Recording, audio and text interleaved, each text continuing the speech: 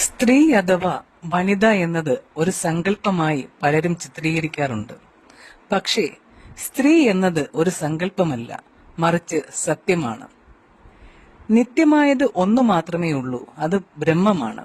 അത് ഗുണരഹിതമാണ്. അതിന്റെ ബഹിർസ്ഫുരണമാണ് പരാശക്തി. ഈ പരാശക്തി ആത്മാവും പ്രകൃതിയുമായി സ്വയം പിരിയുന്നു. ആത്മാവിന്റെ പരമഭാവം ശ്രീകൃഷ്ണ പരമാത്മാവായും പ്രകൃതിയുടെ പരമഭാവം ത്രിപുരസുന്ദരിയായും കൽപ്പിച്ചിരിക്കുന്നു. ശ്രീകൃഷ്ണ പരമാത്മാവ് ഇച്ഛാനുസരണം വിഷ്ണുവായും ശിവനായും ഒക്കെ ഉപരൂപങ്ങൾ വഹിക്കുന്നു. അതുപോലെ ത്രിപുരസുന്ദരിയുടെ ഉപരൂപങ്ങളാണ് ലക്ഷ്മി, സരസ്വതി, ഗൗരി എന്നിങ്ങനെയുള്ള ദേവിമാർ.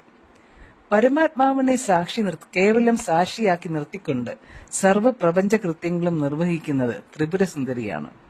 ത്രിപുരസുന്ദരി സ്വയം വലതു ഭാഗം കൊണ്ട് സദാശിവനായി തീർന്ന് ശിവശൈത്യക്യ ഭാവത്തിൽ എപ്പോഴും ബ്രഹ്മത്തിൽ തന്നെ വസിക്കുന്നു. ത്രിപുരസുന്ദരിയുടെ അംശമായ കുണ്ടലിനി ശക്തി നമ്മൾ ഓരോരുത്തരിലും സ്ഥിതി ചെയ്യുന്നു. ആ ശക്തിയാണ് നമ്മുടെ ശരീരത്തിലെ ശക്തി കേന്ദ്രം.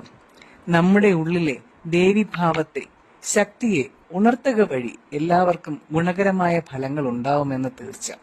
അതിനായി ആദ്യം വേണ്ടത് ആ ശക്തിയുടെ, ആ ഭാവത്തിന്റെ മഹിമയെ അറിയുക, പരിപാലിക്കുക, പരിപോഷിക്കുക, ബഹുമാനിക്കുക എന്നുള്ളതാണ്.